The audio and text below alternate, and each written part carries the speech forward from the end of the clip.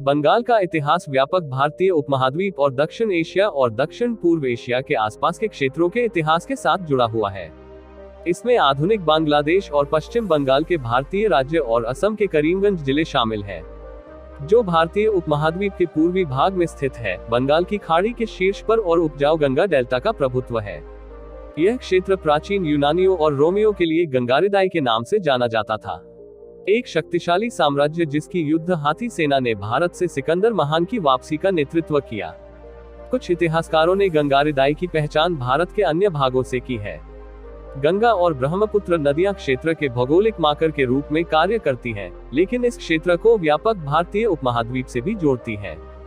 बंगाल ने कभी कभी भारतीय उपमहाद्वीप के इतिहास में एक महत्वपूर्ण भूमिका निभाई है। क्षेत्र के प्रारंभिक इतिहास में भारतीय साम्राज्यों का उत्तराधिकार, आंतरिक कलह और प्रभुत्व के लिए हिंदू धर्म और बौद्ध धर्म के बीच संघर्ष शामिल है।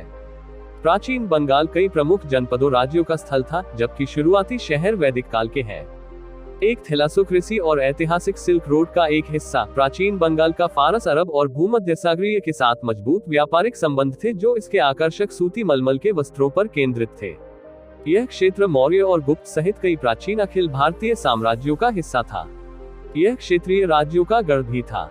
गौड़ा का गढ़, गौड़ा साम्राज्य, बौद्ध पाल साम्राज्य 8वीं से 11वीं शताब्दी और सेना साम्राज्य 11वीं 12वीं शताब्दी की राजधानी के रूप में कार्य करता था। इस युग में बंगाली भाषा, लिपि, साहित्य, संगीत, कला और वास्तुकला का विकास हुआ। भारतीय उपमहाद्वीप की मुस्लिम विजय ने बंगाल को मध्यकालीन इस्लामी और फारसी दुनिया में समाहित कर लिया। 1204 और 1352 के बीच बंगाल दिल्ली सल्तनत का एक प्रांत था।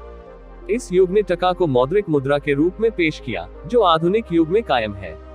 1352 में एक स्वतंत्र बंगाल सल्तनत का गठन किया गया था और इस क्षेत्र पर 2 शताब्दियों तक शासन किया, जिसके दौरान सूफीवाद और बंगाली भाषा पर आधारित इस्लाम का एक अलग रूप उभरा और इस क्षेत्र को दुनिया में एक प्रमुख व्यापारिक राष्ट्र के रूप में जाना जाता था।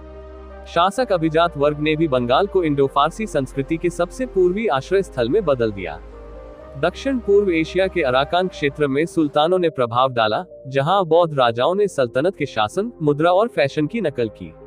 सल्तनत के तहत मिंग चीन के साथ एक संबंध फला फूला। बंगाल सल्तनत अपने हिंदू अभिजात वर्ग के लिए उल्लेखनीय था, जिसमें राजा गणेश और उनके पुत्र जलालुद्दीन मुहम्मद शाह का उदय शामिल था। हिंदुओं ने शाही प्रशासन में प्रधानमंत्री और कवि के रूप में कार्य किया। अलाउद्दीन हुसैन शाह जैसे सुल्तानों के संरक्षण में बंगाली साहित्य ने इस क्षेत्र में संस्कृत के मजबूत प्रभाव को बदलना शुरू कर दिया। हिंदू रियासतों में मल्लभूम का साम्राज्य, भुरशुत का साम्राज्य और त्रिपुरा का साम्राज्य शामिल था और प्रतापादित्य, केदार रे और राजा सीताराम रे जैसे शक्तिशाली हिंदू राजाओं का क्षेत्र। विक्रमजीत घोष। सल्तनत के पतन के बाद बंगाल अपने सबसे धनी प्रांत के रूप में मुगल साम्राज्य की आधिपत्य में आ गया। मुगलों के अधीन बंगाल सूबा ने कपड़ा निर्माण और जहाज निर्माण जैसे उद्योगों में वैश्विक प्रमुखता हासिल की। 18वीं शताब्दी में इसकी अर्थव्यवस्था यूरोप के किसी भी साम्राज्य के आकार से अधिक थी। विनिर्माण की इस वृद्धि को आद्य औद्योगिकीकरण के एक रूप के रूप में देखा गया है। औद्योगिक क्रांति से पहले पश्चिमी यूरोप के समान कहा जाता है कि बंगाल की राजधानी ढाका में 10 लाख से अधिक लोग रहते हैं। मुगल साम्राज्य के क्रमिक पतन ने बंगाल के नवाबों के अधीन अर्ध स्वतंत्र राज्यों का नेतृत्व किया। बंगाल के मराठा आक्रमणों के बाद और अंत में ब्रिटिश ईस्ट इंडिया कंपनी द्वारा विजय प्राप्त की। 18वीं शताब्दी के अंत से ईस्ट इंडिया कंपनी ने इस क्षेत्र पर नियंत्रण कर लिया। कंपनी ने 1757 में प्लासी की लड़ाई और 1764 में बक्सर की लड़ाई के बाद इस क्षेत्र पर अपनी पकड़ मजबूत कर ली और 1793 तक इस क्षेत्र पर पूर्ण नियंत्रण कर लिया।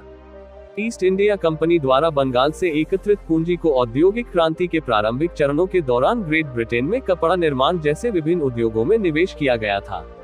बंगाल में कंपनी की नीतियों ने भी कंपनी के शासन के दौरान बंगाली कपड़ा उद्योग के गैर औद्योगिकीकरण का नेतृत्व किया। कोलकाता या कलकत्ता ने भारत में ब्रिटिश नियंत्रित क्षेत्रों की राजधानी के रूप में कई वर्षों तक सेवा की। ब्रिटिश औपनिवेशिक प्रशासन के शुरुआती और लंबे समय तक संपर्क के परिणाम स्वरूप पश्चिमी शैली की शिक्षा का विस्तार हुआ, जो इस क्षेत्र में विज्ञान, संस्थागत शिक्षा और सामाजिक सुधारों के विकास में परिणत हुआ, जिसमें बंगाली पुनर्जागरण के रूप में जाना जाने लगा। 20वीं शताब्दी की शुरुआत में भारतीय स्वतंत्रता आंदोलन का एक केंद्र, बंगाल को 1947 में भारत की स्वतंत्रता के दौरान धार्मिक आधार पर 2 अलग अलग संस्थाओं में विभाजित किया गया था। पश्चिम बंगाल भारत का एक राज्य और पूर्वी बंगाल नव निर्मित का एक हिस्सा पाकिस्तान का डोमिनियन, जो बाद में 1971 में बांग्लादेश का स्वतंत्र राष्ट्र बना। अगर आपको हमारी यह छोटी सी जानकारी अच्छी लगी हो तो लाइक एंड सब्सक्राइब करें। मिलते हैं फिर अगली वीडियो में, तब तक के लिए बाय।